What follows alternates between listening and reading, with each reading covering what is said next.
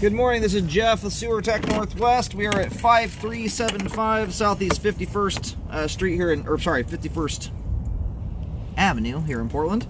We're located on the left side of the home. That's as you face the house from the street. We've got a big 4-inch cast iron cleanout here that someone has very conveniently already knocked a big old hole into. Makes for easy cleanout access, not an ideal scenario. We're going to check the overall condition and serviceability of the sanitary sewer line.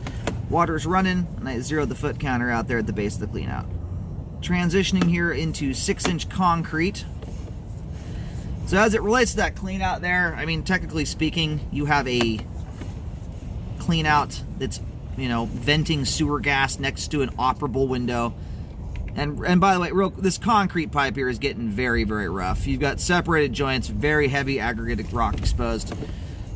We'll revisit that here in a moment when we reel back in. But the clean out there, it could use a new cap installed on it. My biggest concern, honestly, more than sewer gas, that some little neighborhood kid might go drop some rocks down the clean out pipe. Transitioning to clay pipe here, we've got fractured clay. Right as we approach that, you can see the pipe joints all busted. That is likely at the street curb. Pretty common spot for a transition to be in this part of town.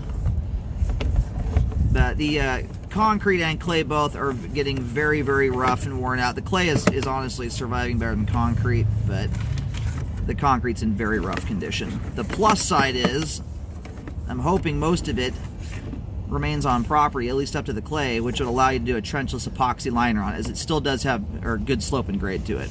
So we're gonna go locate here. We've hit the main connection at 35 feet. In fact, we're gonna kill two birds with one stone here. I'm gonna pull the camera back to the transition, and that should be about where the curb is at. Then we can locate that and verify we're going out to the side street here. Most, if not all, that latter half of that section, about last 10 feet or so, is city responsibility.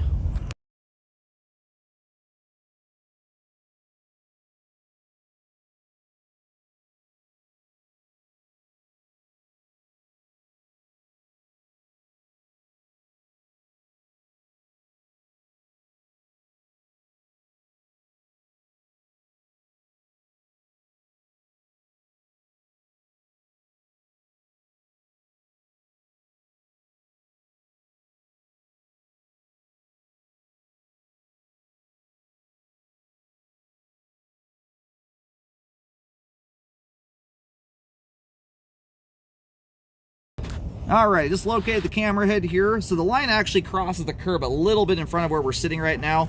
A little bit of clay pipe may end up being on property.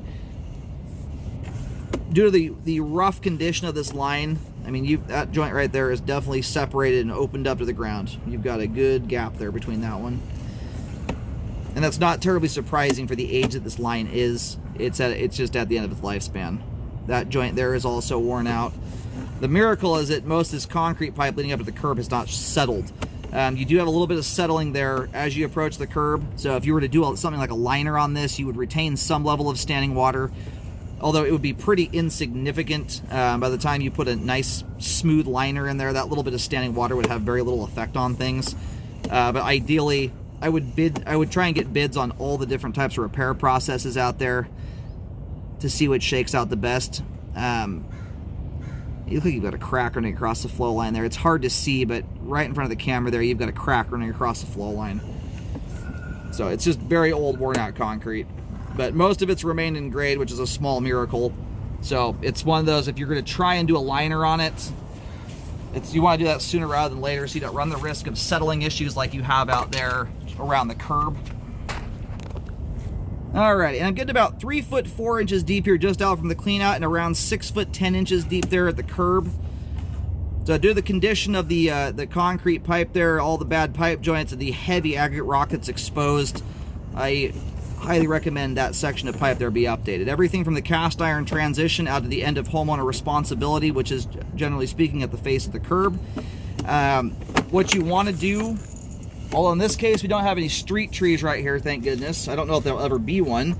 In an ideal scenario, you take that update just barely past the face of the curb.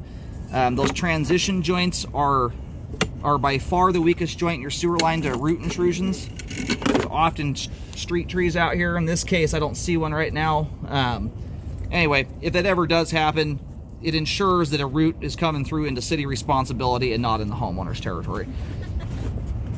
If it's on the line, usually the city puts it back on the homeowner. So why is it that in this part of town